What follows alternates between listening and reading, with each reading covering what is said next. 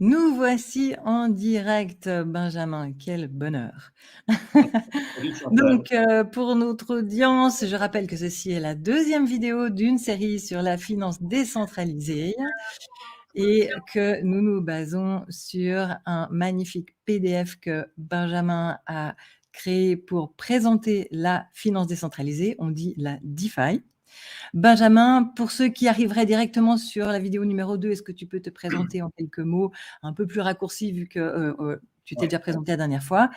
ouais. Vas-y, vas-y. Je m'appelle Benjamin Boutin-Spark et donc je suis podcasteur. Le podcast s'appelle NFT Business, comme vous le voyez en dessous. Et c'est un podcast qu'on peut trouver partout sur YouTube, Spotify, etc. Et puis je donne aussi beaucoup de formations dans les entreprises, aussi auprès des particuliers, dans le domaine du Web3, ce qu'on appelle le Web3, c'est-à-dire la blockchain, les crypto-monnaies, la finance décentralisée et le métavers aussi. Ça fera l'objet peut-être d'une autre vidéo. Pour l'instant, ce qui nous intéresse, c'est la finance décentralisée, ce que les Anglais appellent Decentralized Finance, et dont l'acronyme est DEFI. Et les Américains disent DeFi. Nous, on pourrait dire défi, enfin bon, DeFi, c'est comme ça qu'on le dit. Et donc, c'est pour ça que je suis là avec toi pour parler de ce e-book qui est gratuit, que vous obtenez facilement. D'ailleurs, j'ai même fait un petit QR code ici que vous pouvez scanner avec le téléphone et vous irez directement sur une page qui vous demandera votre email et vous le recevrez automatiquement dans votre mail. Voilà. Excellent, et vous le trouverez en haut de la description de la vidéo. D'ailleurs, je l'ai déjà mis dans la description de la vidéo, le lien pour arriver sur la bonne page pour télécharger ce PDF. Merci beaucoup, Benjamin, pour ta présentation. Bonsoir, Mister DeFi, dans les commentaires, ça fait plaisir. Et donc, je précise que ce podcast NFT Business est vraiment mon préféré pour savoir comment ça fonctionne en B2B, pour savoir comment, quels sont les rouages derrière, quels sont les facteurs de succès, quelles sont les dernières innovations. C'est vraiment passionnant et c'est ouvert vraiment à toute personne puisque vous définissez au fur et à mesure les mots que vous utilisez. Donc, même pour quelqu'un qui n'est pas de ce métier mais qui voudrait le découvrir, c'est vraiment parfait. Et puis, je précise aussi que donc Benjamin, tu l'as dit, tu donnes des formations. J'ai vu Benjamin et Claudia donner une formation en présentiel et c'était passionnant. Voilà. Donc Merci. maintenant, avec grand Vrai, plaisir. juste, je rajoute, tu as raison, c'est vrai qu'on fait très attention à s'adresser au plus grand nombre, même surtout aux débutants, parce qu'on est tous débutants de toute façon dans ce secteur qui n'a quand même que quelques années, faut le rappeler. Donc toi et moi, on commence à avoir du métier parce que ça fait déjà quelques années. Et puis tous les jours, on apprend. Moi, je me force tous les jours. Enfin, je me force, c'est un plaisir. Mais tous les jours, j'apprends encore plein de nouvelles choses. Mais on s'adresse aux débutants parce que c'est un secteur qu'on aimerait que tout le monde découvre. On aimerait que tout le monde s'y intéresse. Alors plus ou moins, avec plus ou moins de force. Mais on pense que c'est un secteur très important qui englobe l'économie, la société digitale, le travail, le personnel. Je pense que ça englobe beaucoup de choses, tout ce qui est autour des crypto-monnaies, de la blockchain. Absolument. Alors, passons tout de suite à ce magnifique PDF dont on parle et qui nous sert de base pour nos discussions en live sur la finance décentralisée. C'est un peu notre fil rouge. Donc voilà, il se présente comme ceci, mais il y a 22 pages et Benjamin explique là-dedans globalement qu'est-ce que c'est la blockchain, les wallets et qu'est-ce que c'est la finance décentralisée, surtout c'est la thématique. Donc là, on en était resté la dernière fois à cet endroit-là, la page 8, et on va commencer par parler du wallet. Alors, j'arrête le partage d'écran et je reviens sur...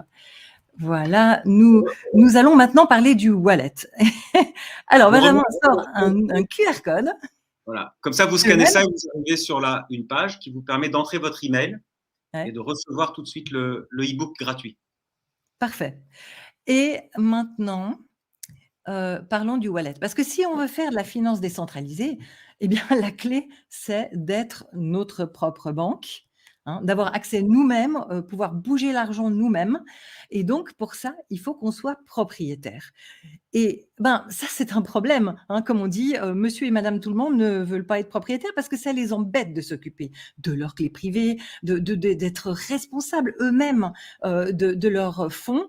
Et ben là, s'ils font une erreur, il n'y a pas de service client. C'est eux-mêmes le service client. Et donc, monsieur et madame tout le monde a un peu peur de ça et on a vraiment besoin d'aide pour des wallets plus simples ou alors dans l'état actuel des choses pour faciliter la compréhension des wallets auprès du grand public. Et quelqu'un comme toi, Benjamin, qui sait vulgariser tellement bien, vraiment, je pense que tu peux faire des miracles à ce sujet. Donc, parle-nous de ton approche des wallets pour le grand public, que ça soit vraiment des gens très haut placés, des directeurs marketing dans des marques et tout, ou alors monsieur et madame tout le monde. Vas-y.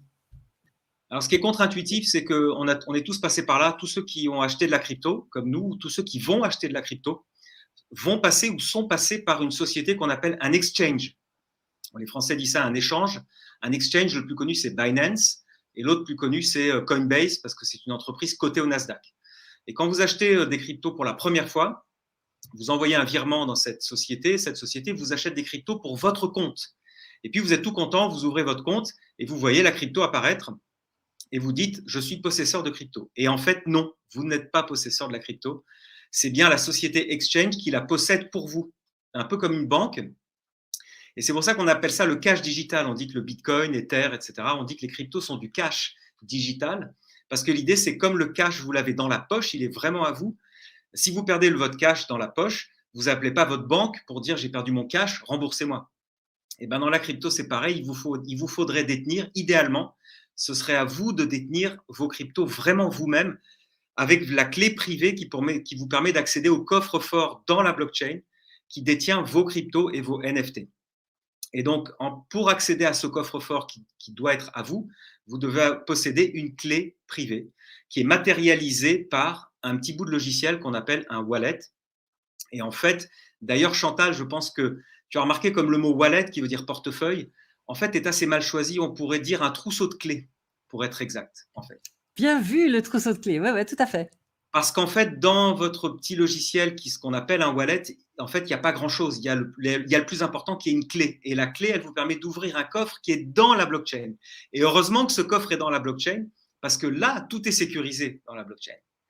Et donc, c'est un porte-clés finalement que vous avez et qui vous permet d'ouvrir le coffre. Et dans ce coffre, vous avez vos cryptos, vos NFT, vos actifs digitaux, vos avatars, quand on aura tous un avatar dans le métavers, etc., etc. Donc, tous les actifs sur la blockchain. Et donc, on parle bien d'un wallet qui est mal nommé, en fait. C'est plutôt même un trousseau de clés. Et ce trousseau de clés, il vous faut le constituer, le downloader. Et ce bout de logiciel, il peut être soit installé sur votre ordinateur ou votre téléphone, ou encore mieux installé sur une clé USB. Enfin, une clé USB. Ça ressemble à une clé USB, mais en fait, c'est un bout de technologie, un miracle de technologie qu'on appelle un cold wallet, qui est, bon, on va y revenir. Bon, on va pas tout dire maintenant, mais voilà l'idée du wallet. Ça ressemble à quelque chose comme ça. Hein. Ouais. Voilà, et il y a des boutons là, et un voleur éventuel, il serait pas présent dans la pièce pour appuyer sur les boutons. C'est pour ça que ça sécurise nos cryptos énormément. Et puis, il y a ici quelque chose qu'on branche dans l'ordinateur, une clé USB. Et c'est, une fois qu'on sait faire, c'est vraiment facile à utiliser. Voilà. Oui. Voilà. Donc, moi, dans ma formation Crypto Expert, pour aider les apprenants débutants, je leur dis très clairement, les cryptos ne sont pas dans votre wallet, dans votre MetaMask, dans votre clé Ledger. Ils ne sont pas dedans. En fait, c'est le mot de passe qui permet de les déplacer, qui est dedans. Mais pour la suite de la discussion, je continuerai à dire vos cryptos qui sont dans la clé Ledger, vos cryptos qui sont dans MetaMask, mais sachez que c'est un abus de langage. Par contre, c'est un abus de langage qui facilite vraiment la discussion. Une fois qu'on l'a clarifié, qu'on le sait, c'est de la même manière, je dis l'argent que j'ai à la banque. Non, je ne l'ai pas. Comme tu viens de le dire, c'est un IOU, c'est eux qui me doivent telle et telle chose, c'est juste une écriture électronique. Ce n'est pas de l'argent que j'ai à la banque. Mais je continue à dire que c'est l'argent que j'ai à la banque. Tu vois, c'est un abus de langage. Hein. Il y a un moment, il faut juste s'adapter au vocabulaire parce que c'est plus facile pour les apprenants. C'est plus facile, mais c'est trompeur en fait. Parce qu'en fait, la crypto, c'est contre-intuitif. Quand tu penses même qu'un Bitcoin, en théorie, ça n'existe pas. En fait, c'est une ligne de crédit, une ligne de débit ou une ligne de crédit.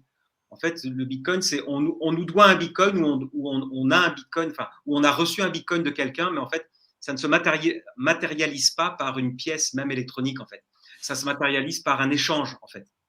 Oui, alors là, c'est encore un peu plus complexe pour ceux qui étudient le Bitcoin. Et il faut savoir que dans les autres crypto-monnaies, ça n'est pas comme Bitcoin et qu'il y a vraiment un solde de compte. Tandis que dans Bitcoin, non. Il faut retracer toutes les transactions pour savoir combien on possède ou plutôt où se trouve chaque Bitcoin et chaque poussière de Bitcoin. Ouais. Mais donc, c'est ça, c'est contre-intuitif. Donc, il y a des abus de langage. Mais c'est comme les crypto-monnaies, quand la presse parle des cryptos, elle représente toujours ça par des pièces d'or, avec le symbole de la crypto. Alors que la crypto, c'est l'inverse de ça. C'est l'inverse d'une pièce physique, c'est l'inverse d'une monnaie comme on la connaît aujourd'hui. Enfin bon, donc ça, c'est intéressant. Mais Bah, à effectivement, part ça, comme cadeau, il existe des solutions où on a eu imprimé une pièce très jolie et en caractère microscopique, donc il faut un appareil pour le lire, il y a la clé privée dedans. Ah oui. Et on peut vraiment mettre des bitcoins dans une pièce bitcoin ou n'importe quelle crypto. Voilà. Mais c'est juste anecdotique, hein, c'est pour le fun, hein. Voilà. Alors, d'ailleurs, tu parles d'une chose intéressante qu'on pourrait dire à ceux qui nous écoutent, c'est que la clé privée, ce qui est génial dans la conception même des blockchains, c'est que elle se représente par une chaîne alphanumérique. Donc, c'est des chiffres et des lettres, c'est assez long comme ça, 0x23, 728, etc. Et les gens ont eu l'idée, les ingénieurs se sont dit, il faudrait trouver un moyen mnémotechnique comme on dit, pour retrouver sa clé privée si un jour on la perd. Et ce moyen mnémotechnique, c'est une série de mots en anglais assez classiques, comme kitchen, baseball, qu'est-ce que je sais, des cinémas, des mots assez usuels qui sont mis les uns à la suite des autres. Et parfois, il y en a 12 et parfois, il y en a même 24 sur Ledger. Et donc, ces mots-là, c'est ceux qu'on retient par cœur ou qu'on note sur une feuille de papier ou qu'on grave sur de l'acier. Effectivement, il y en a qui font ça. Et quand vous avez ces 12 mots ou ces 24 mots, de manière éternelle, on peut recréer une clé privée, enfin, on peut retrouver son wallet immédiatement et donc retrouver tous ces actifs digitaux en se souvenant de ces mots-clés, en fait, simplement. Oui, absolument. Et d'ailleurs, pour les personnes qui sont dans des pays où il y a un régime totalitaire et où ils sont en danger, ils essayent de passer une frontière avec leur fortune. Passer avec des lingots d'or, ça va pas le faire, tandis que passer en ayant mémorisé ces 24 mots, c'est jouable. Et après, Ouais. ils peuvent recréer leur wallet sur un nouveau support. Donc ça, c'est effectivement, c'est une sorte de sécurité pour savoir qu'un être humain peut transférer une valeur juste avec sa mémoire. C'est Ouais. assez troublant, hein, pour les pays en guerre, par exemple. Ouais, Bah, ouais. j'avais rencontré un Ukrainien qui, effectivement, lui, a quitté l'Ukraine. Et à l'époque, il avait transformé son argent en crypto parce qu'il avait prévu de quitter l'Ukraine. Et heureusement, il avait tous ces mots-clés dans sa tête.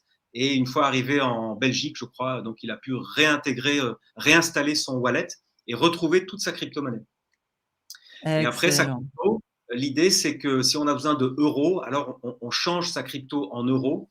Et là, effectivement, on passe par un exchange qui est quand même la pierre angulaire de tout cet écosystème, qui vous permet de vous mettre en rapport avec des gens qui veulent vos cryptos pour vous donner des euros. Et l'exchange sert aussi à vous donner des euros et vous recevez de la crypto. Ça, c'est la Et première ça étape. tombe à pic. Ça Ouais. tombe à pic que tu dis ça, parce que justement sur cette même page 8 de ton PDF, eh bien, il y a la mention «Choisir un exchange en particulier». Donc on peut acheter et faire cette transaction que tu viens de dire pour, acheter des cryptos ou revendre des cryptos. On peut le faire, sur un exchange décentralisé, mais là, ce sera plutôt de crypto à crypto. Il y a des solutions, totalement centralisées. Je vois que, vous dans NFT Business, Claudia et toi, vous avez choisi CoinHouse. Je crois que j'ai entendu un interview tout récemment du cofondateur de Ledger et de CoinHouse, un type absolument passionnant. Et je connais pas bien CoinHouse, j'ai pas de compte chez eux, mais je vois que vous avez un lien affilié. Je peux peut-être essayer de l'utiliser. Est-ce qu'il donne droit à une réduction sur les frais? Il donne droit à une première réduction, oui, sur un premier investissement, sur un premier achat. Parfait. Parce qu'il y a ouais, génial, parce que justement, je vois qu'il y a une URL dans le PDF. OK, Ouais, alors ouais. pour ceux qui nous écoutent, si vous avez envie d'avoir une réduction des frais chez CoinHouse, vous trouverez ça dans l'URL, dans le PDF en page 8. OK, maintenant, Je quand on remonte doit le PDF. choisir excellent, excellent, excellent, bien visé, voilà, excellent. Donc, si vous regardez ça sur votre ordinateur, vous approchez le téléphone, boum et vous trouverez la page. Hem Très, très bien. Ou bien sinon, vous allez dans la description de la vidéo, ça y figure. Oh, mais il y a plein de monde qui nous dit bonsoir dans les commentaires. Ah, ça fait plaisir. Ouais. Et On parle de Audi, il a SafePal. commandé un SafePal. Je ne connais pas SafePal. Tu connais, Benjamin? Non, je ne OK. connais OK, moi je connais, ce que j'ai utilisé concrètement, c'est, surtout Ledger et puis une période, j'avais aussi une, Trezor. pas ça. Mais, j'ai eu des misères parce que des fois, elle a du mal à se connecter. Tu branches, sur le port USB, puis elle te voit pas, puis après tu essaies sur un autre port USB, puis tout d'un coup ça marche, et puis j'ai vu dans les des gens qui se plaignaient de ça, puis j'ai dit: «Bon, moi je vais passer sur Ledger». Mais je suis très contente de Ledger, j'en ai plusieurs à différents endroits avec différents, niveaux de risque, de portefeuille ou différents niveaux de gestion ou différents niveaux d'accès. Hein, pour, sécuriser, la principale, je ne peux pas y accéder même, si on me menaçait physiquement. Donc c'est, une bonne sécurité et j'aime bien Ledger, mais SafePal, j'ai jamais utilisé encore. Mais je pense qu'il y a de plus en plus, d'outils. Après, je pense qu'on peut trouver des comparatifs et que selon les périodes, ça vaut la peine de réétudier la question une fois par année. Maintenant, j'étais en train de parler de choisir un exchange centralisé ou décentralisé. Donc, centralisé, vous avez choisi, CoinHouse, OK. Moi, mes préférés sont Kraken et Binance. On a aussi un Euh, peu Kraken et Binance. ah ouais, génial, D'ailleurs, génial. j'encourage les gens progressivement à essayer plusieurs exchanges. Oui. Alors moi, ce que je recommande, c'est d'aller, sur coingecko.com. Tout en haut, vraiment tout en haut de l'écran, il y a le nombre d'exchanges qui existent. Si on clique sur le nombre, on voit la liste et là, il y a une colonne Trust Score. Ouais. Donc, moi, je recommande toujours à mes apprenants de rester sur des trust scores entre 8 et 10 et en cette période 2022 où il y a beaucoup de faillites, eh bien, je recommande plutôt, de rester sur des trust scores à 10 sur 10. Sauf que, j'ai vu hier que Binance était à 9 sur 10 en ce moment et j'ai regardé où est-ce qu'ils avaient perdu ce point, c'est sur liquidité. Il y a de moins en moins de liquidité sur les exchanges, hein. On voit ça, on voit très bien le graphique sur Glassnode. Je pense que c'est parce qu'il y a de plus en plus de gens qui sont suffisamment professionnels pour savoir gérer les fonds et être propriétaires de leurs clés privées, comme on vient d'en parler. Et du coup, il y a de moins en moins de volume sur les exchanges, ce qui veut dire que c'est de plus en plus facile de faire bouger les prix. Hein, et avec l'annonce de la Fed qu'on vient d'avoir, là, comme d'habitude, après chaque annonce de la Fed, il y a vraiment pendant 3-4 jours, ça bouge dans tous les sens pour voilà, déclencher D'ailleurs, toutes les liquidations. les whales, ce qu'on appelle les whales, donc les baleines, ceux qui détiennent une quantité phénoménale de crypto-monnaies, retirent leurs cryptos des exchanges pour les mettre sur des ledgers, notamment des cold wallets, comme dont on vient de parler. Et donc, ça veut dire qu'il y a moins de liquidité. Tiens, j'en profite, il y a quelqu'un qui me parle de Swissborg. Oui, Swissborg est Oui, un exchange très performant, mais qui marche sur mobile uniquement. Donc, pour moi, le je l'avais moment. installé sur mobile. Pour le moment, sur mobile. Et moi, je Ah, n'aime pas faire de la crypto, enfin, gérer mes cryptos sur mobile. Je déteste ça parce que c'est des petits écrans, c'est des petites touches. Moi, j'ai des gros doigts. Et moi, je vous conseille, quand on fait de la crypto, d'être très à l'aise, d'avoir un beau clavier, un gros écran, de voir exactement à qui vous envoyez, enfin, les clés complètes, les clés publiques bien complètes, qu'on puisse ne pas se tromper. Parce que si vous envoyez de la crypto à une mauvaise clé publique, c'est fini. Elle est perdue pour toujours. oui. Donc, Alors toi et moi, Benjamin, on est vraiment, on baigne dedans, on s'y connaît super bien. On n'est pas représentatif du grand public. Alors, il se trouve que moi aussi, je fais mes transactions crypto uniquement sur ordinateur et le téléphone me sert uniquement à valider. Et je n'ai pas de crypto que je puisse déplacer en utilisant uniquement mon téléphone. Et là aussi, c'est pour une question de sécurité personnelle.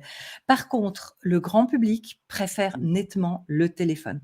Et je connais bien Swissborg et je les apprécie beaucoup.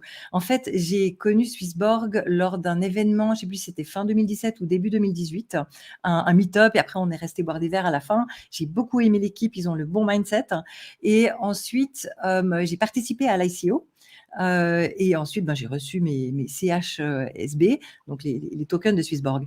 Et au fil des années, j'ai observé ce qu'ils faisaient. Ils ont le bon mindset, vraiment. Et ils développent des outils super faciles à utiliser pour le grand public.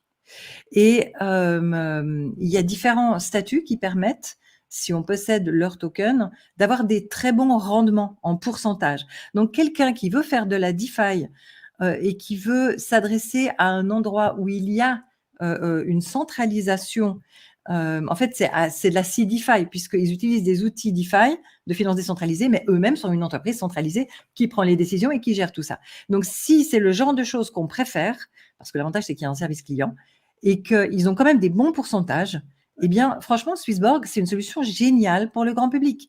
Parce que, OK, c'est sur le téléphone, mais ils ont des très bons pourcentages et ils ont une interface alors, super agréable à utiliser. c'est super que tu parles de ça. C'est la première étape de la DeFi, c'est le stacking. Effectivement, ça, c'est proposé par tous les exchanges, dont Swissborg évidemment, mais chez Binance aussi, chez Kraken aussi. Alors, le stacking, c'est vous avez acheté de la crypto et immédiatement, vous la verrouillez dans un protocole stacking. En fait, vous la placez en custody, quoi. Elle est holdée par l'exchange et elle vous ramène un rendement. Alors, c'est entre 2, 3, 4%. C'est jamais très folichon, mais au moins, Si, c'est une. ça dépend ce que tu stacks. Il y en a des qui sont plus élevés quand même. Ouais, il y en a des plus élevés, oui, c'est vrai. Ouais. Mais donc, ça Mais aussi, c'est vrai, c'est pas, mais franchement, c'est la première étape de la DeFi, tu as raison de le dire. ouais. Et pour nous, ça nous semble peut-être super simple, mais pour le grand public, ils ont besoin de quelque chose de simple.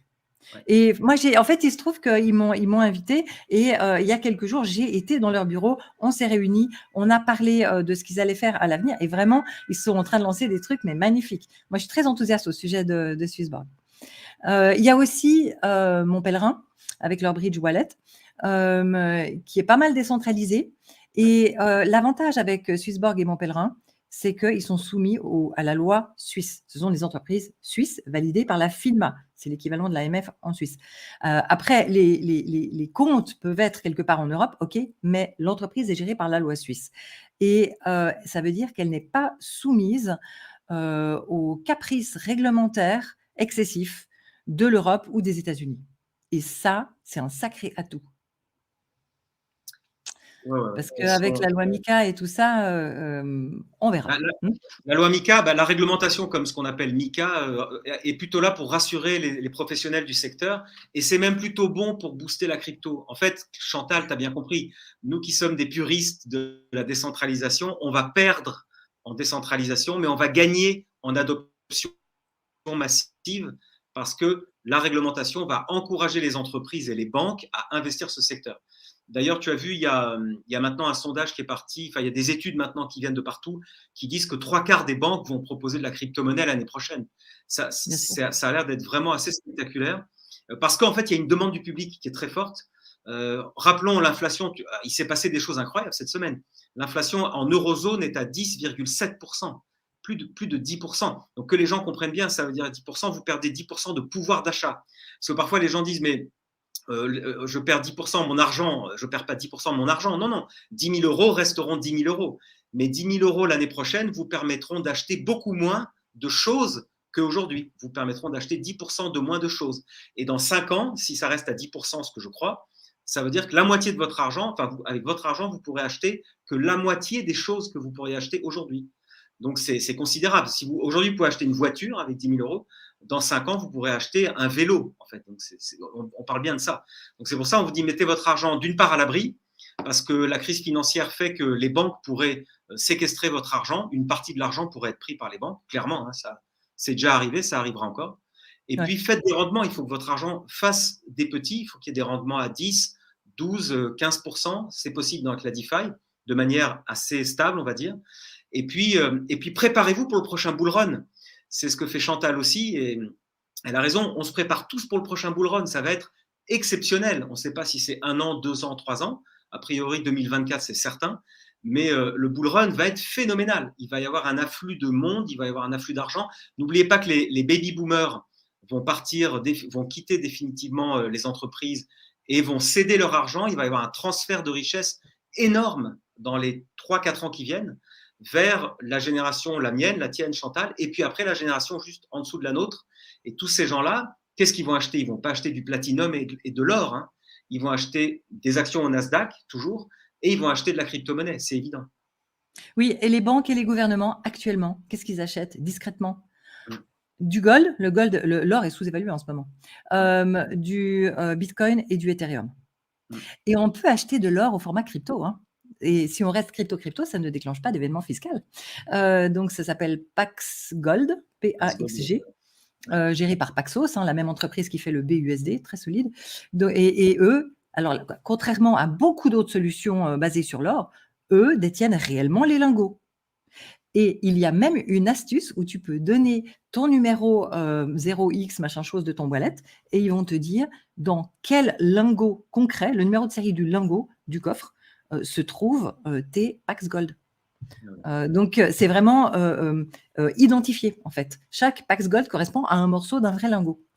Parce que, en fait, il y a eu une émission d'or papier absolument phénoménal ces derniers mois. Mais juste, mais incroyable, quoi. Il y a certaines banques qui ont fait x10, hein. Goldman Sachs, par exemple, ont émis une quantité d'or papier absolument incroyable pour empêcher le prix de monter. Mais en vérité, tout ce qui a une certaine scarcity, une certaine rareté, c'est ça qui a de la valeur, puisque maintenant on imprime à tout va. Donc, l'or et les métaux précieux et tout ce qui est commodities va avoir de plus en plus de valeur. Et tout ce qui a une certaine quantité maximum, typiquement Bitcoin, a une grande valeur grâce à sa rareté. La proposition de valeur de 21 millions est juste imparable. Et tu as remarqué aussi que c'est pour ça qu'Ether, maintenant, brûle ses tokens progressivement. Chaque semaine qui passe, le réseau Ethereum, la fondation Ethereum a décidé de brûler les tokens pour stimuler la rareté, en fait. Et oui. Progressivement, toutes les blockchains font ça, en fait. Ils brûlent les tokens pour qu'il y ait de moins en moins de tokens et pour qu'il y ait de plus en plus de demandes, enfin, pour créer ce phénomène de rareté qui augmente le prix, qui augmente l'intérêt qu'ont les gens pour ces cryptos. Ouais. Voilà. Et pour ça, chez Bitcoin, eh bien, on a le halving qui diminue tous les 4 ans de moitié la récompense qu'on donne aux mineurs. Et c'est pour ça que Benjamin vient de dire que 2024, c'est certain. Mais bon, il ne faut pas utiliser le mot certain, on va dire. On ne sait pas quand sera la prochaine bulle. Le plus probable, c'est que ça ait lieu au plus tard en 2024, puisque c'est tous les 4 ans. On peut se souvenir qu'en 2020, c'est là où ça a commencé la grande montée. Qui a culminé au printemps et ensuite en automne 2021. Et donc, comme ça fait un petit peu moins de 4 ans en général, eh bien, on pense que courant 2024, il y aura cette grande montée. Les halvings ont de moins en moins de pouvoir, puisque chaque fois, ça représente une réduction de moitié moins. Et puis aussi, puisque les mineurs ont maintenant plus facilement accès au crédit sans devoir vendre leur bitcoin, etc. Donc, mais par contre, la smart money ou les baleines et tous ceux qui manipulent l'opinion aiment beaucoup parler des halvings parce que c'est quelque chose que le grand public comprend. Et donc, je pense que ce narratif va continuer encore quelques temps. En attendant, ça ne nous empêche pas d'avoir des mini-bulles. Avec par exemple des nouveautés dans la DeFi et avec tout ce qui est gaming, métaverse, et ça, il faudra qu'on fasse d'autres vidéos à ce sujet, c'est trop bien. Mais revenons sur les wallets et les exchanges.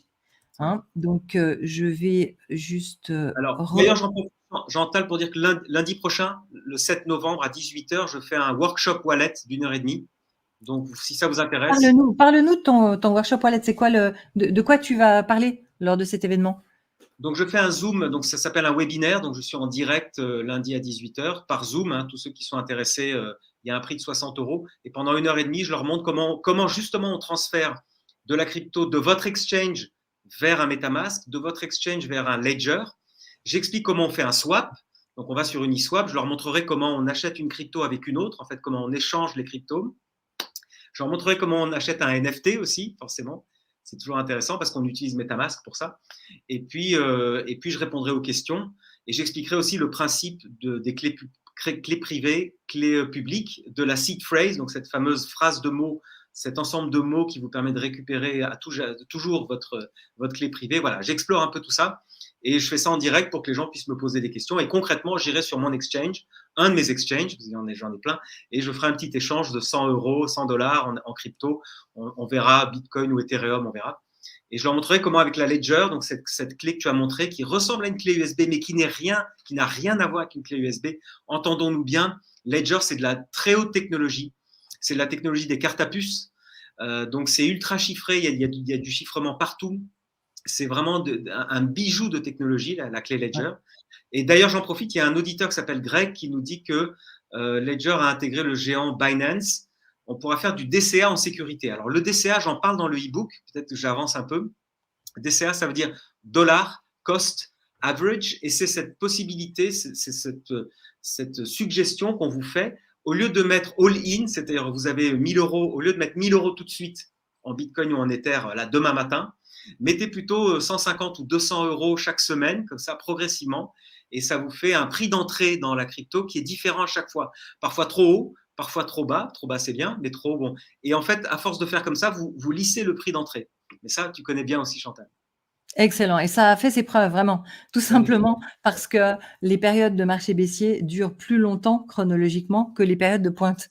C'est pour ça que si on fait ça même mécaniquement sans réfléchir, on Ouais, est bénéficiaire. ouais. Et ben, on peut très bien définir un prix, voilà, si quand Bitcoin repasse en dessus des je sais pas moi, de son dernier plus haut historique, et bien là, j'arrête d'acheter et je commence à vendre progressivement un DCA inversé, en fait. Hem et le DCA peut aussi se faire de manière, plus, sophistiquée. Après, mais il y a différentes méthodes, voilà. S'il est plus ou moins loin de la moyenne mobile ou s'il est plus ou moins loin de son plus haut historique. On peut changer, les pourcentages. Mais là, pour monsieur Ouais, et madame ouais. tout le monde, le plus simple, c'est: «OK, je mets 100 € par semaine, sur un outil automatique, j'ai pas besoin de m'en occuper». Donc ça, c'est vraiment chouette. On parlait Alors là des exchanges. Donc, tu as raison, c'est un choix. C'est pas évident en fait de choisir un exchange parce que oui, ça implique, comme tu dis, il faut regarder un peu les trust scores. Et puis, le problème des exchanges, je crois que Chantal, tu es d'accord, c'est ce qu'on appelle l'UX, c'est-à-dire le design graphique, la facilité de navigation dans les exchanges. Franchement, à part peut-être CoinHouse qui est pas mal fait, mais moi j'ai quoi? J'ai FTX, j'ai Kraken, j'ai Binance, j'ai KuCoin, et en fait tous ne sont pas faciles d'accès, on va dire. Il faut quand même être aidé, être guidé. C'est pour ça aussi que je fais ce workshop, parce que je vais montrer un peu des petits trucs et astuces, parce qu'il y a le spot account, en fait, c'est tout de suite des termes assez techniques, des termes qui viennent de la finance d'ailleurs. Même le mot swap, c'est un mot qui vient de la finance. Et dès qu'on rentre dans les crypto-monnaies, bah, il y a quand même le mot monnaie dedans. Donc, il y a quand même un aspect un peu bancaire, un aspect compréhension des flux, etc. Je pense qu'il faut être accompagné. oui. C'est pour ça qu'on fait ce Je dirais, il y a un pourcentage de la population, entre 10 et 20 qui arrivent à se débrouiller. Ils vont regarder dans les menus, ils se débrouillent, OK. Mais il y a quand même un gros pourcentage de la population qui apprécie d'être accompagné, surtout si on pense qu'on est notre propre banque et que la plupart des transactions sont irréversibles. Par exemple, si tu envoies, des sous, depuis Binance vers ailleurs, ben, Binance, si tu as mis un mauvais numéro de compte de Binance, il peut pas t'aider, quoi. Les sous, c'est comme si tu avais brûlé ton billet. Ouais. Donc, ouais. Alors, je vais repasser sur, alors présenter, partager, voilà. Donc là, vous voyez, on était ici, le wallet crypto. On a parlé, du choix de l'exchange, OK. Ensuite, la fameuse seed phrase, donc la phrase de récupération, on vient d'en parler, c'est parfait. Le cold wallet, eh bien, c'est justement, le portefeuille qu'on ne connecte pas, c'est-à-dire la petite clé Ledger que je vous ai montrée, tout à l'heure. La plupart du temps, elle n'est pas connectée à internet, je la connecte juste au moment où je veux l'utiliser. Donc on appelle ça un cold wallet et là, je vois que tu as un lien, Ledger. Ah non, je pense pas qu'il donne droit à une réduction parce que ça n'a pas l'air d'être un lien Non, affilié, mais je sais non, même pas c'est si ça juste un existe. lien. Ouais, OK, mais Ledger franchement, à mes yeux, ce sont les meilleurs.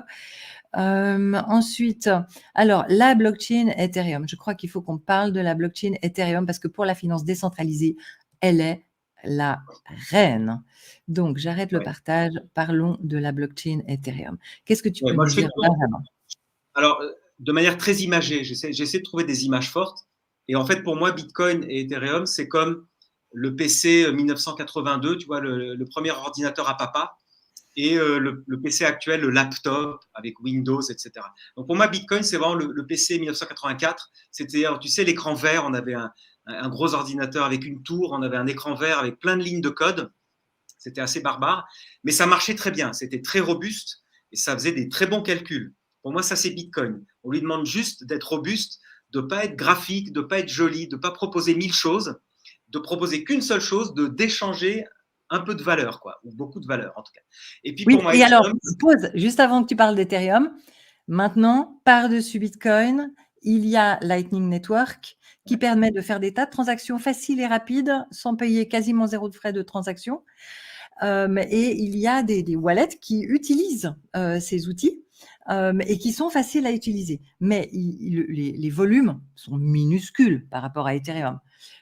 Au niveau de tout ce qui pourrait ressembler de près ou de loin à la finance décentralisée. Mais je voulais dire que ça existe. Et ça, à mon avis, c'est quelque chose qui va aller croissant. Et moi, comme tu viens de dire, Bitcoin, on lui demande de faire un truc précis et de le faire solidement. Mm. Et c'est une proposition de valeur imparable, en plus des 21 millions. Vraiment. Donc, moi, je ne suis pas Bitcoin maximaliste, mais si je veux faire un cadeau de naissance qui serait ouvert dans 18 ou 20 ans, ce serait du Bitcoin. Voilà. Ouais. Et maintenant, passons à Ethereum. Vas-y. Ouais. Et pour moi, Ethereum, c'est le laptop qu'on a tous là devant nous, avec Windows, Excel, Word, PowerPoint, c'est-à-dire des tas d'outils qui permettent de travailler, qui permettent de faire des propositions, qui permettent de développer des outils, développer des usages pour les particuliers, pour les entreprises. Et ça, c'est Ethereum. D'ailleurs, son fondateur, Vitalik Buterin, a dit « Je fais Ethereum pour rendre des services ». Il ne se rendait pas compte quel service il allait rendre avec les NFT, avec la DeFi, avec les métavers. Mais en fait, clairement, Ethereum sert à ça. C'est-à-dire avec l'identification des tokens, la possibilité, d'abord, première possibilité, c'est que chacun peut faire sa crypto-monnaie. Là, avec Chantal, si on voulait faire notre propre crypto à nous, on la ferait sur Ethereum, bien sûr. On ferait un token Chantal Benji. Ça nous prendrait 2 heures à faire. Bon, ça n'intéresserait pas grand monde. Attends, mais moi, j'ai créé une crypto Chantal Leng sur Rinkebi, donc le serveur de test d'Ethereum. Il y a plusieurs années en arrière, ça m'a pris du genre 15 minutes. Hein. Et encore, voilà. Parce que j'avais envie de te regarder tous les détails. Et j'ai même créé une DAO il y a 2 ans. Il y a des outils maintenant. Donc, après, bon, c'était très basique. Si on veut faire les choses bien, ça prendrait bien 2 heures. Ouais. Vas-y, continue. Oui, c'est ça. Oui, créer sa crypto, ça prend 2 heures, en fait, c'est incroyable.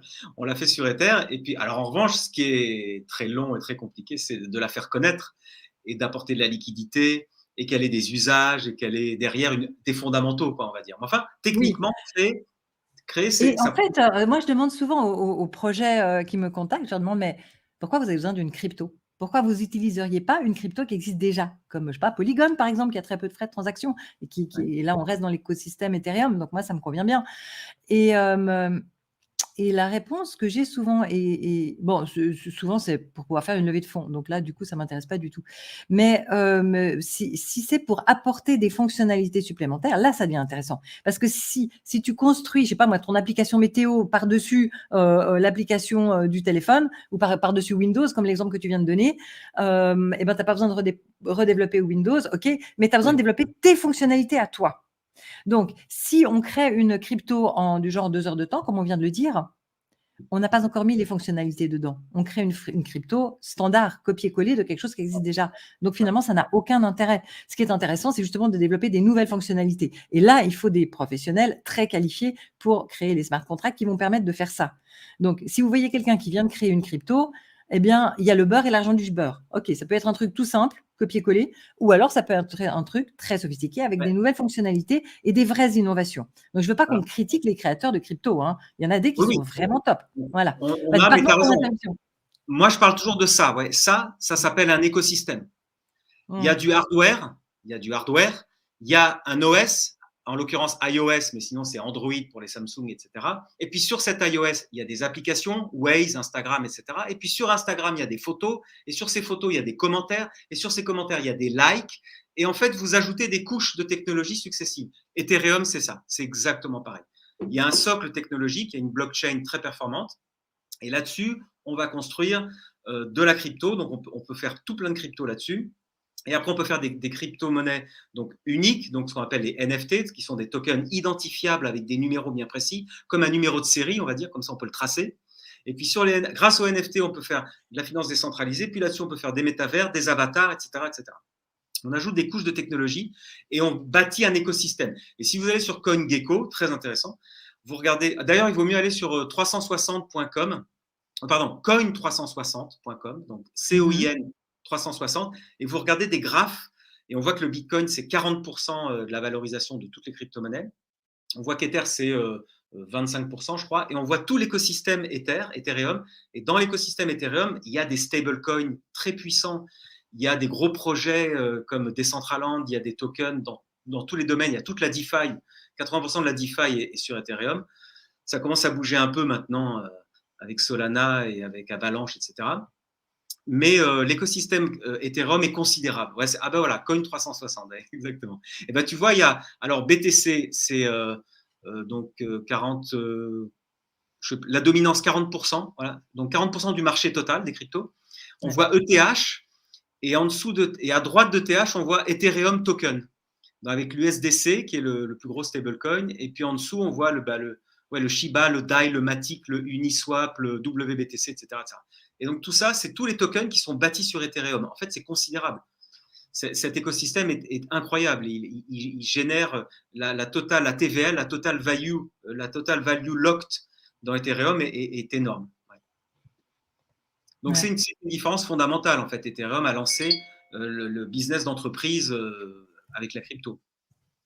Ouais. Et d'ailleurs, si on veut voir les volumes qui sont sous gestion, le mieux, c'est d'aller voir DeFi Lama. Je parie que tu connais ça super bien. Ouais. Attends, présenter, partager Il y a toute la l'écran. TVL. Ouais. Voilà, très bien. Donc, ici, on peut Expliquer aux gens la voir TVL, donc les. il y a total value. Ouais. Ouais. Donc là, tu Donc on vois voit mon la écran là, hein? TVL. Oui, ouais, bien Ouais, sûr. ouais. Et Ouais. ouais, super. Et si je clique ici à gauche sur chaîne, eh bien, on peut voir la répartition par blockchain, vous voyez. Et là, oui, on voit 58% dans le monde Ethereum, presque 12% dans le monde BSC, anciennement nommé Binance. Tron, c'est juste une copie. Avalanche, très intéressant. Et puis après, il y en a plein d'autres, hein. Moi, je pensais que Polygon en aurait plus, mais je pense que ça va continuer à monter. Donc là, on peut voir l'évolution dans le temps et la partie jaune, tout à fait dramatique, qui n'existe plus, c'était Terra Luna. Et si on veut voir dans le monde de la finance décentralisée Ethereum, lesquels ont la plus grosse TVL, eh bien, il faut classer ici dans l'ordre de la TVL. Le plus gros étant MakerDAO, le deuxième plus gros étant Lido. D'ailleurs, Lido m'inquiète un peu parce que c'est pas complètement décentralisé. En tout cas, c'est influençable par le gouvernement américain. Donc, autrement, MakerDAO Curve est un mastodonte très solide, et AAV, c'est mon chouchou. Je pense que moi aussi. ouais, je pense que vraiment AAV, c'est l'avenir.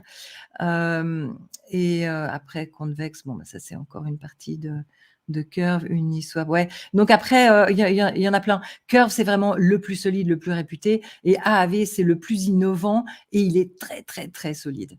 Voilà. Ouais. Et on peut voir que AAV fonctionne pas seulement dans Ethereum, il est aussi dans Polygon, Avalanche, Optimism, Arbitrum, Phantom et Harmony. AAV, juste après Ethereum, ce qu'il avait choisi, c'est Avalanche, qui est très intéressant aussi, un peu plus technique, on va dire.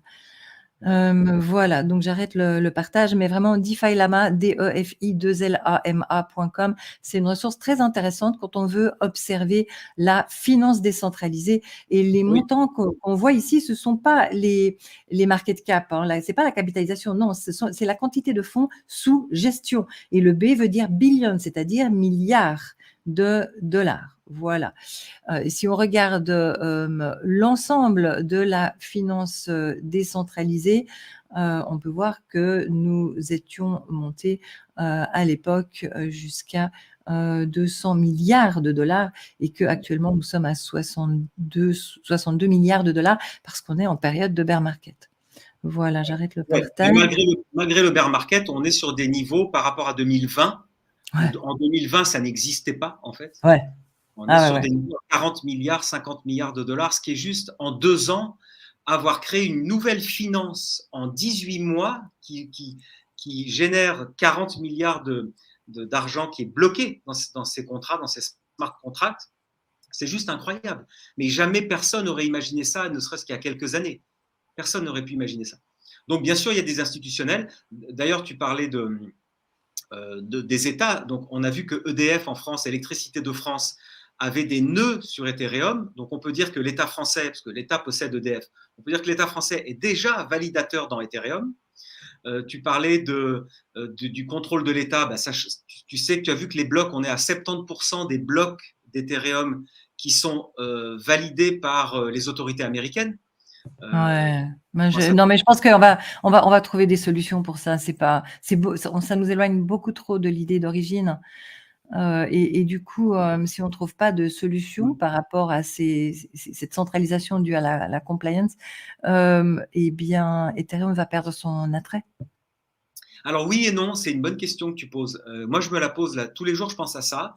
Il y a deux choses, c'est ce que j'ai dit. On va perdre en décentralisation pour gagner en adoption massive, parce que les gens iront, les grosses entreprises iront sur la crypto quand elle sera ultra régulée, voire même quand il y aura des grosses banques qui leur diront rassurez-vous, Ethereum on contrôle, il n'y aura pas de mafia, il n'y aura pas de blanchiment d'argent, parce qu'en fait le but ultime c'est ça, hein, c'est de contrôler les flux financiers.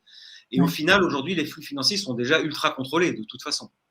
Moi, je Ok. pense que c'est pour ça que je fais, moi, c'est pour ça que je fais ça. Moi, je dis aux Mm. gens, plus vite vous comprendrez comment Mm. fonctionnent les blockchains, comment fonctionne le wallet, plus vous aurez de chances de détenir vraiment votre argent et moins l'État pourra vous trouver, en tout cas, pourra aller saisir vos cryptos parce que vous aurez un coup d'avance.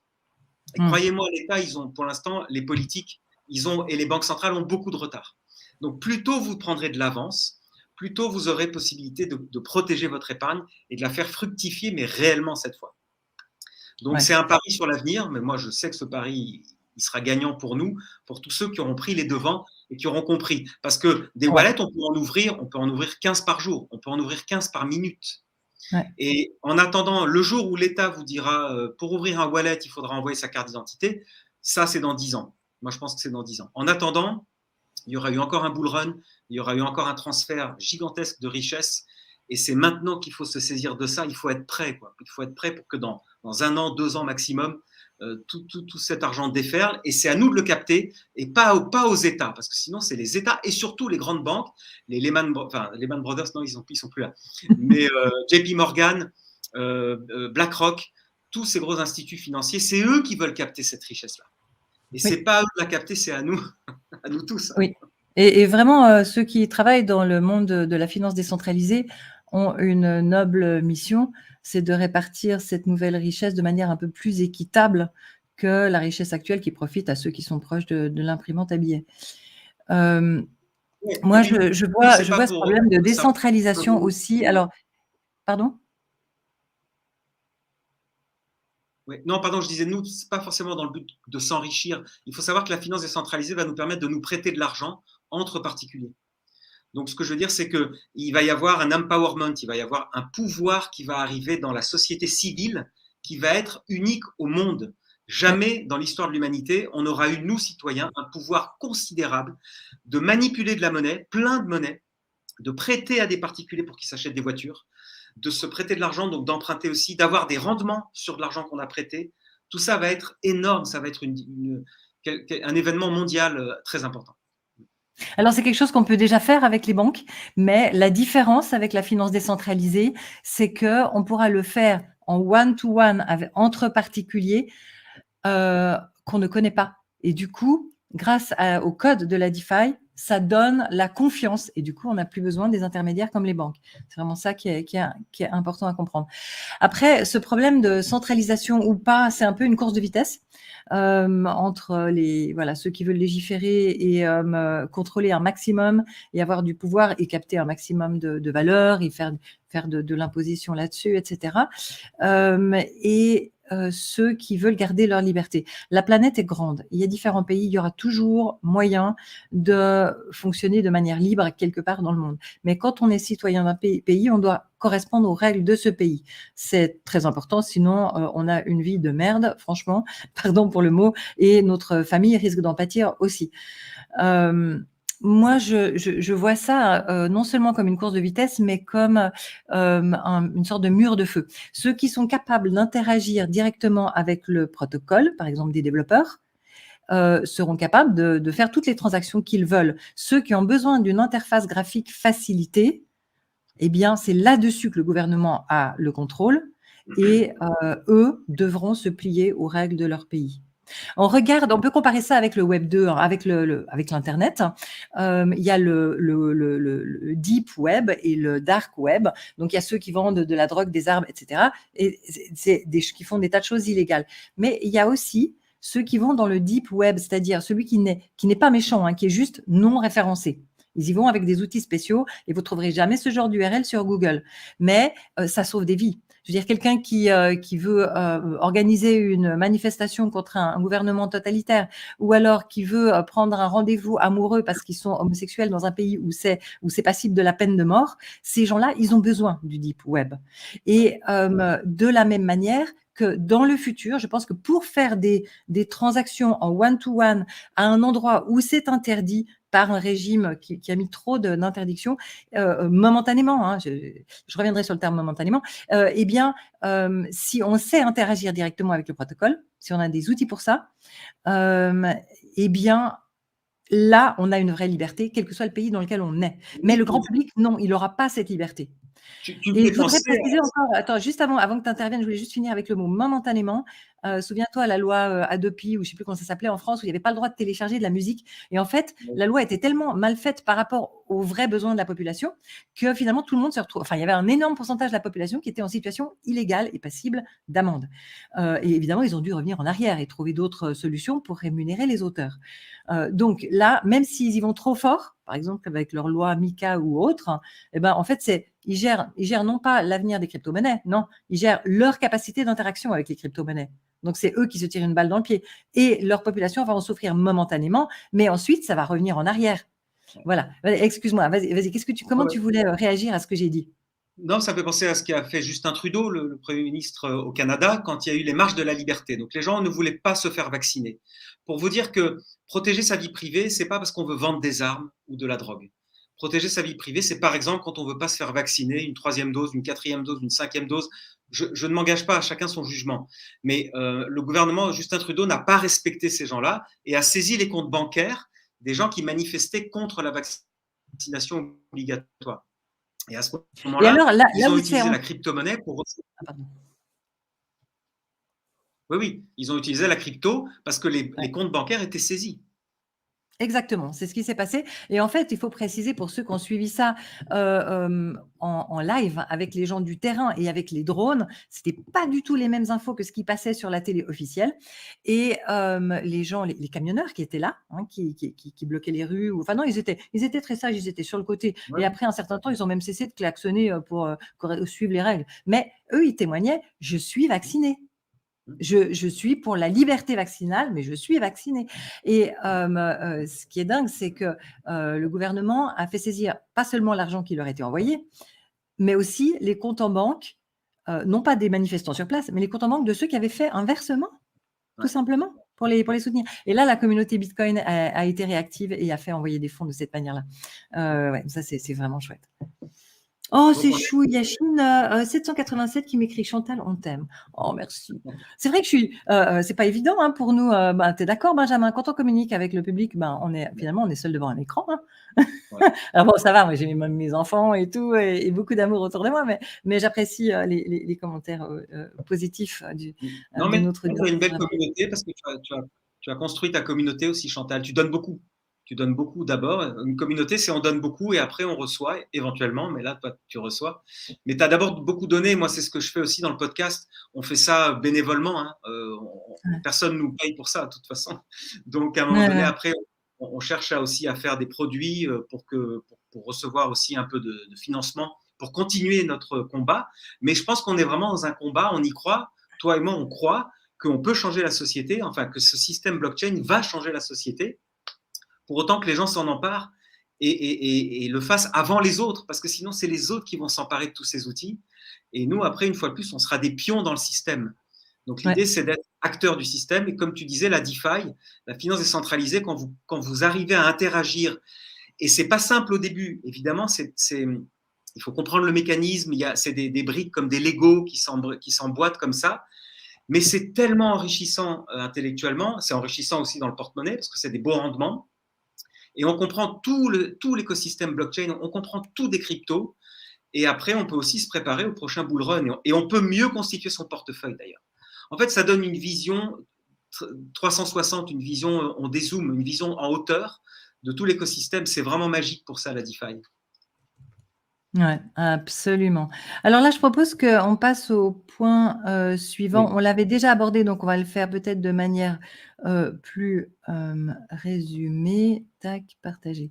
Voilà. Le point suivant, donc sur la page suivante, la page 11, c'est les smart contracts. ces contrats intelligents. Est-ce que tu peux donner quelques exemples, s'il te plaît?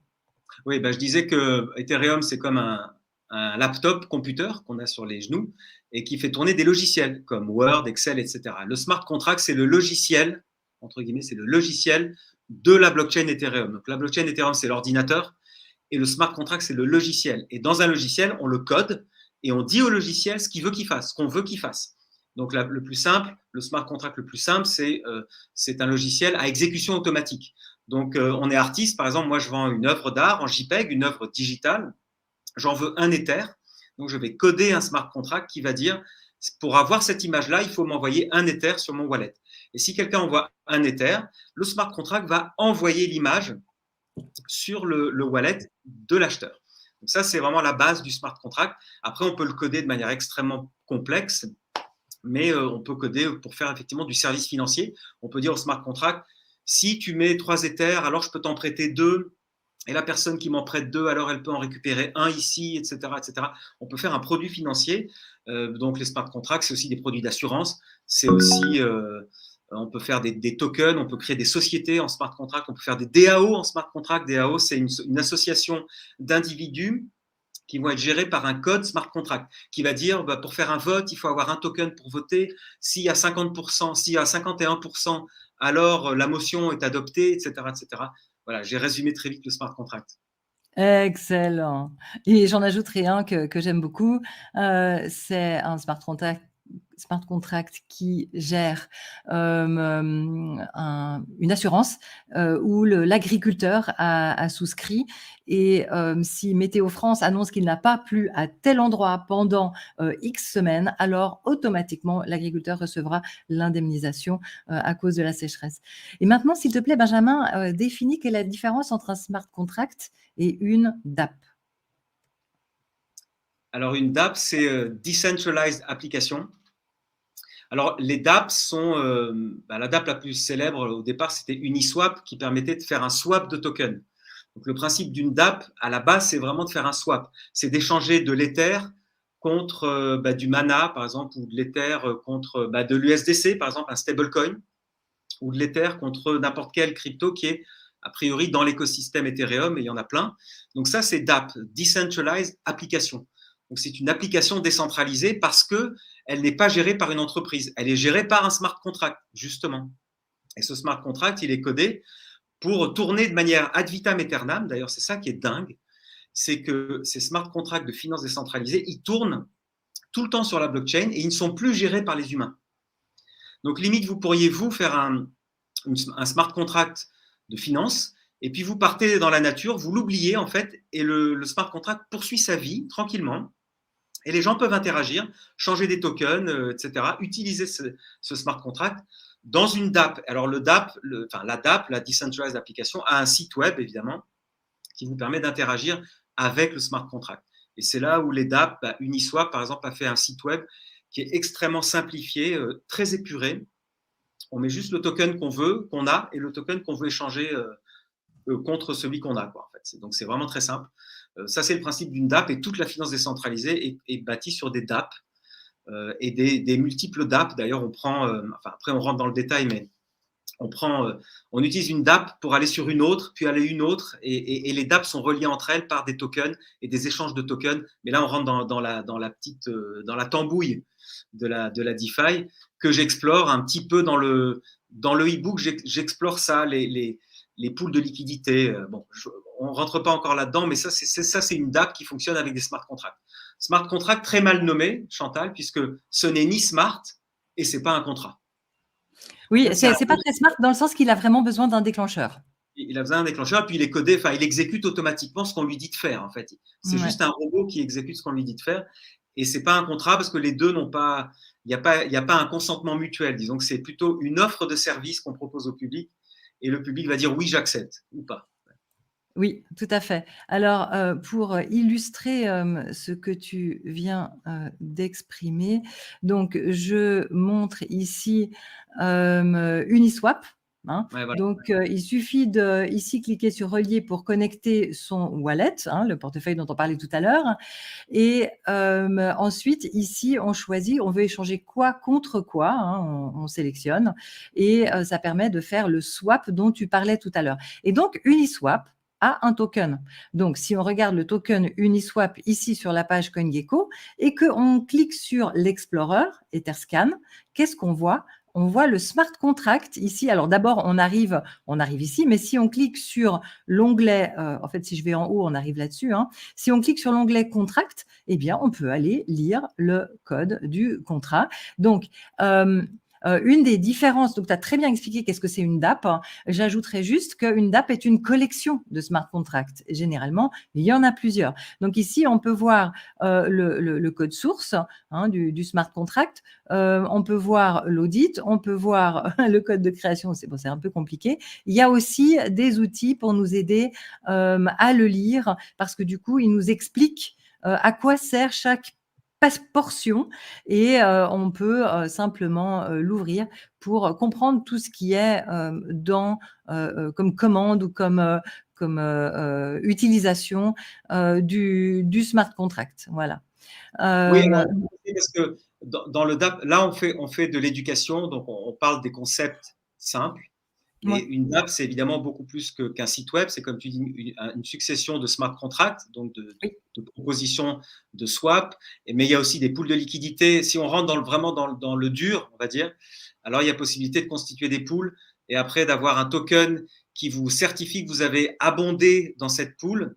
Et après, ce token, qu'on appelle un liquidity provider, vous permet après d'interagir avec d'autres DApp, d'autres smart contracts, et on rentre dans le principe des Lego, où à ce moment-là, la DeFi, ça permet d'emboîter des smart contracts avec d'autres, en fait. Mais là, Excellent. on Très va un peu. bien. Oui, Très bien résumé. Et donc, comme une blockchain, c'est beaucoup moins rapide, performant, efficace qu'une database classique, c'est beaucoup plus onéreux qu'une database classique. Il faut vraiment mettre dans les smart contracts uniquement et inscrit sur la blockchain uniquement ce qui va apporter de la confiance et ce qui nécessite de la décentralisation. Tandis que une DApp qui fonctionne bien au départ, elle a une partie qui est centralisée, ne serait-ce que le fait de gérer une page web, hein, c'est centralisé. Et après, normalement, dans l'idéal, il y a de plus en plus de projets qui mettent dans la roadmap, dans le calendrier, de faire une DAO, et progressivement, ils donnent de plus en plus de pouvoir, de droit de vote à ceux qui possèdent le token, et petit à petit, il y a de plus en plus de choses qui sont automatisées, et au final, les créateurs du projet brûlent les clés, c'est-à-dire qu'ils les envoient sur un endroit dont on n'a pas la clé privée, et ils ne peuvent plus interagir, ils ne peuvent plus modifier, mais ils font ça après plusieurs années, quand ça roule bien. Ça se fait progressivement, dans l'idéal, une DAO. C'est vrai qu'à la base, c'est un projet de start-up. En général, quand on crée une DApp, ce sont effectivement des gens qui se regroupent, qui disent on a des idées, on va développer des smart contracts. Et après, progressivement, ils s'installent en DAO, enfin, ils switchent vers la DAO. C'est-à-dire une gouvernance de tous les utilisateurs de la DApp qui peuvent tous avoir un token. Là, tu parlais du token uni, qui est le token d'Uniswap. Et alors, si on a tous des tokens unis, on peut tous faire des propositions pour améliorer le smart contract. Pourquoi pas même changer les frais. En général, on est sur du 0,3% pour des frais de swap, et ces frais sont répartis parmi tous les utilisateurs. Je résume grossièrement, parce que chaque DApp a des fonctionnements différents. Mais l'idée ultime, c'est ce que tu dis. L'idée ultime, c'est que ce soit vraiment décentralisé, qu'il n'y ait pas une entreprise derrière avec un patron, des bureaux et des salariés qui disent voilà comment la DApp va fonctionner, ce sera comme ça et rien d'autre. C'est vraiment l'idée que tout le monde participe. Après, il y a la guerre de ceux qui ont plus de tokens de gouvernance que d'autres. On sait maintenant que sur Curve, il y a des grandes banques et Binance, par exemple, qui commence à prendre, qui achète beaucoup de tokens de gouvernance, de Curve, de plein de protocoles, pour avoir le mot à dire, quoi, pour avoir le dernier mot, finalement. Et ça aussi, Et c'est un Wall risque. Street aussi. Wall Street achète les tokens de gouvernance. Ouais, Wall Street, ouais. Notamment Curve aussi, parce qu'en fait, Curve est au cœur, avec les stablecoins, ils sont au cœur d'un système qui intéresse beaucoup les banques. En fait, les stablecoins sont complètement. Les banques sont obsédées par les stablecoins parce que ça pourrait être le cash de l'avenir, ça pourrait vraiment être le cœur du système financier dans quelques années. Absolument, et je rebondis là-dessus parce que nous arrivons à la page 12 et je propose qu'on traite ça dès notre Ouais. prochain live, hein, revenus passifs avec le staking et les stablecoins. Ce sera parfait, on embrayera là-dessus lors du prochain live. Qu'est-ce que tu en penses? Ouais, je suis ravi. Je fais encore ma petite pub pour le Ouais, QR code. vas-y. Si vous cliquez, vous irez sur une page, une landing page, vous mettrez votre email et vous recevrez l'e-book gratuitement. Voilà, super, et si je veux, participer ou si quelqu'un veut participer à ta formation Wallet, où est-ce qu'on Ouais. peut s'inscrire? En m'envoyant un email sur le site NFT Business, vous voyez NFT Business ici, .tech, T-E-C-H. Vous arrivez sur mon OK. site web, le site web du podcast, et vous avez mon email à la fin, tout en bas de la page d'accueil. OK, et comme ça, ils s'inscrivent et ensuite, tu leur envoies un programme, Ouais. un mode de paiement et ensuite ils se connecteront avec une URL, hein. Ouais. Ils auront juste une URL, ils auront juste à cliquer dessus et puis ils arrivent dans le cours? Dans le Zoom, OK. exactement. Dans le Zoom. Tu prévois que ça dure combien de temps et c'est Moi, j'ai rappelle prévu la date et l'heure? 1 heure et demie, 1 heure et demie. de 6 Mmh. heures à 7 h 30. Et Ouais. c'est pour les débutants, pour ceux qui n'ont pas de crypto, et même pour ceux qui ont déjà de la crypto, qui voudraient. J'ai par exemple 2 inscrits qui ont déjà un peu de crypto sur un exchange, mais ils veulent savoir comment le mettre sur un MetaMask ou un Ledger et comment faire un swap. Voilà. Ouais, et moi je vois avec mes apprenants aussi, il y en a beaucoup qui ont un peu peur des wallets Ouais. et c'est vraiment génial que tu fasses cette formation. Rappelle-moi la date. Lundi 7 novembre, lundi prochain 7 novembre, 18 h. Lundi 7 à 18 h. Magnifique. Et alors pour s'inscrire, c'est nftbusiness.tech. .tech, ouais. Magnifique. Eh bien Benjamin, je te remercie. Merci à toi, Chantal. On se Super. retrouvera dans environ, 1 semaine pour le prochain live. On l'annoncera sur, LinkedIn, tous D'accord. les 2. Voilà, super, et souhaitons, grand succès à notre audience dans leurs investissements et la prochaine fois, eh bien, on parlera, d'emblée des revenus passifs avec le staking. Bye À bye, bientôt. Bye à bye. bientôt, au revoir.